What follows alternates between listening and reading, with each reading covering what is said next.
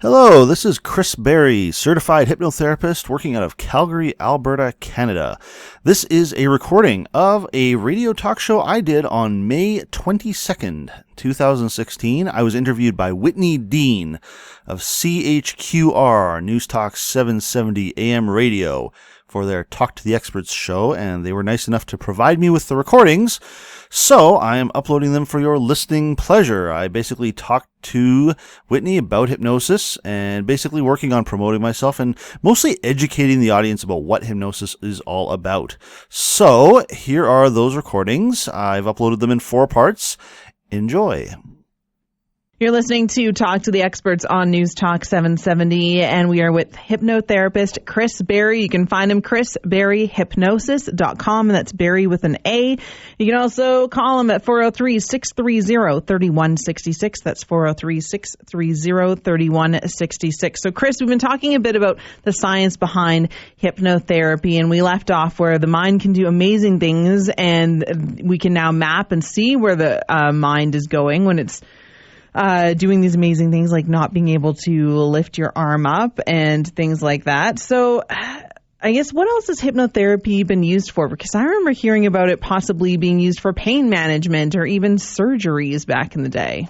Pain management is the classic use of hypnosis. It was used for surgery back in the day, and even nowadays it's definitely not common, but it's definitely used. I know earlier this year there's a Journal of Neuroscience where they did a study on using hypnosis for asleep awake surgery, yeah. Which is like generally that's using a traditional chemical anesthesia and waking someone up, putting them back to sleep. But they have also tried doing that with hypnosis, and yeah, that works fine. There was an interesting news article about 2 years ago when they did that for a singer in France, and I forget the name. But she had a tumor next to her vocal cords, and they had to operate on it, but she was very worried about her ability, obviously, to sing after the surgery. Mm-hmm. It was an interesting situation where they used hypnosis.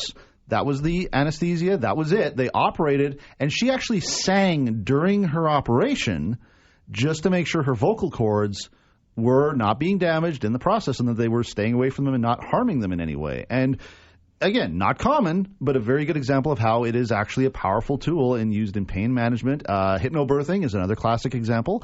I personally do not help women with hypnobirthing, not myself. I do know people in the city that do. But again, classic example, pain management. Been doing it for hundreds of years. Mm-hmm. And you do know a lot of hypnotherapists, and it's the 50th anniversary coming up of the Hypnosis Society of Alberta. It's the 50th anniversary of the Hypnosis Society of Alberta right now, actually. We'll be having a little party next month.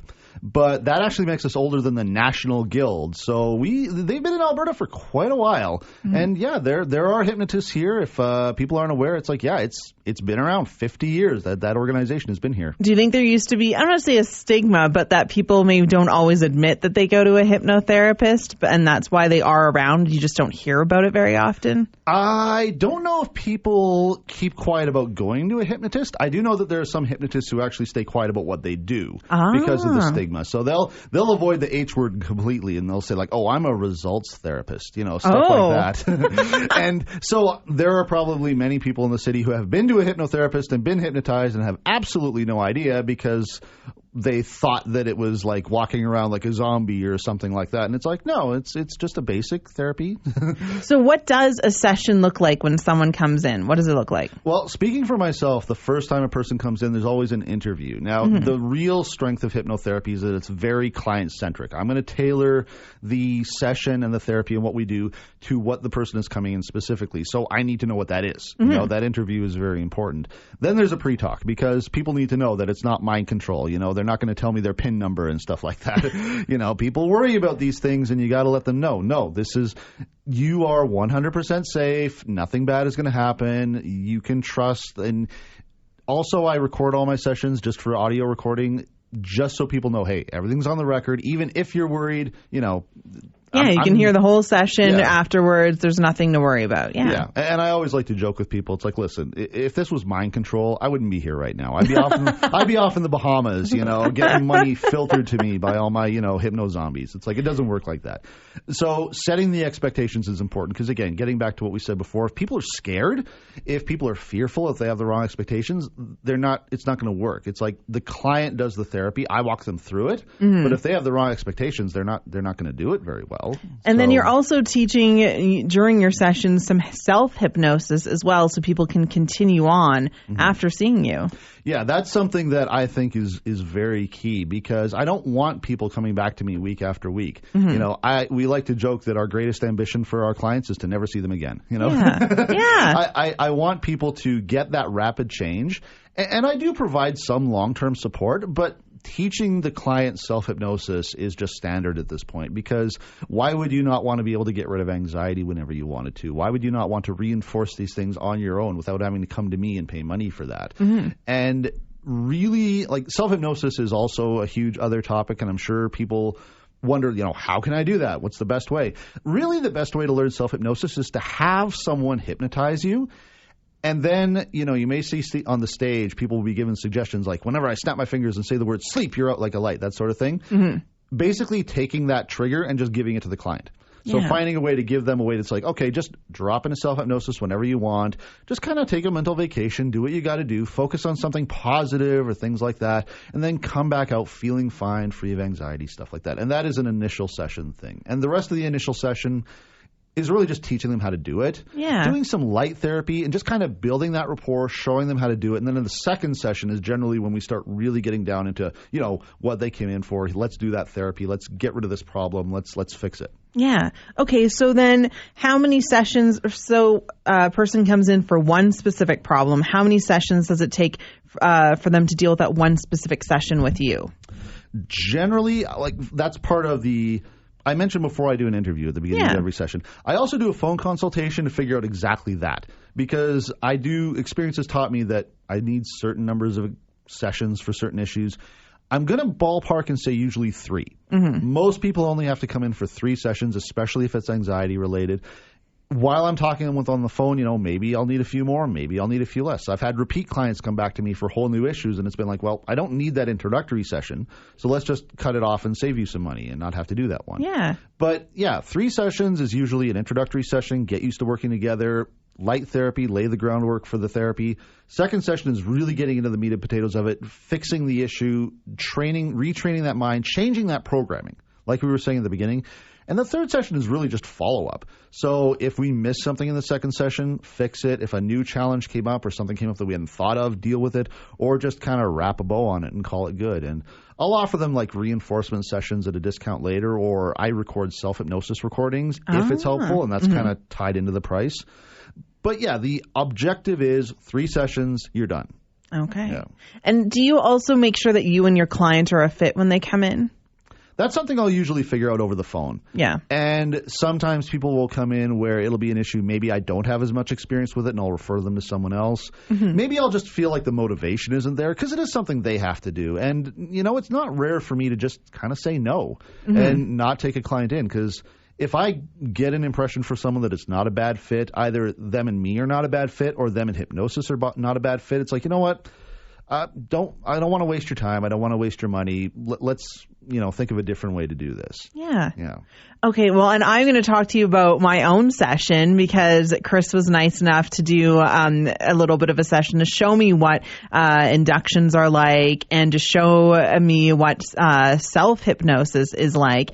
And I will tell you, I haven't gotten to talk to you a lot about after my session yet, but I came out of there feeling refreshed, like I'd had a nap and really I was in there for a half hour, felt like 10 minutes, which was also amazing as well. And I have to admit, I came in with a little bit of fear about what it's about, more just fear of the unknown, because I just didn't know what it was going to be about. Everybody does. Yeah. And, you do a few things in the beginning to show that the hypnotizing is working, I guess. So you did do I can't lift my arm up, and that was amazing that worked. And then also feeling that happy feeling and then laughing as well, which I think was also part of just making me feel better as well. But having that happy feeling giggling and laughing in a good way, not uncontrollably and crazy. And then the self-hypnosis. So I've been doing it for a few days now. And so Chris taught me how to really focus on a light bulb and seeing that light bulb and a switch and then turning the switch off. And that is my trigger to go into that state. And for now, it's just been focusing on relaxing, and I can't believe how much it relaxes me. I've been doing it right before bed. Last night, I did it especially, and it just shuts my mind off in a good way, in a way that I'm out. And if anyone has fears about, he's going to make me do something that I don't want to do, it's a strange feeling of you're laughing or you can't move your arm or you're in that happy and relaxed state. But on the other hand, you know that at any time you could pull yourself out of it. Like you can feel it, that there is that line that if something crazy were to happen, I would be able to come right out of it. No way. It's not that you're blacking out for that whole time period. Yeah, and it's a weird paradox. And I've noticed this. I mentioned before I do some stage and street hypnosis. I trained to do stage hypnosis with Wayne Lee, who's a stage hypnotist from Edmonton. He's been doing stage hypnosis for 18 years. He's got his own YouTube channel. And it's interesting watching some of the testimonials from his channel because they'll say, like, what did hypnosis feel like when you were on the stage? Stuff like that. And they'll say things like it felt very empowering. And that almost seems counterintuitive because people think like, well, the hypnotist is controlling you. He's suggesting things. He's making you do like you're stuff. A puppet. And that's how people feel about it. Yeah, but when you actually do it, it's like, no, you're the one doing it. He's not suggesting things to make you do things. What's happening is the person is guiding you through doing it yourself.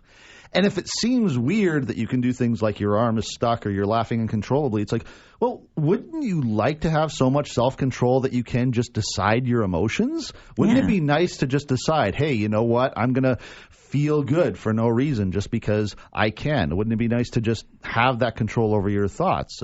One of the analogies he likes to give is you see people come on stage and you make them think they're Michael Jackson, you make them think they're the world's greatest dancer and they dance all over the stage and make themselves, look weird and stuff like that. And it's like, okay, it looks strange, but what if you took those same principles and what if you thought you were the world's greatest insurance broker? What if you thought you were the world's greatest teacher? What if you thought you were the world's greatest salesperson? What would that do to your attitude, to your behavior, to the way you lived your life? What if you thought you were the world's greatest insert thing here? What would that change about how you just lived your life? And since that's probably a positive thing, why wouldn't you just go and do that? Wouldn't you like to have the freedom to just change your thoughts, change your emotions, change your behavior in that way? Talking to Chris Berry, who's a hypnotherapist in Calgary. You can find him chrisberryhypnosis.com. That's chrisberryhypnosis.com. And you can also call him at 403-630-3166. That's 403-630-3166. More of him in just a moment on Talk to the Experts on News Talk 770.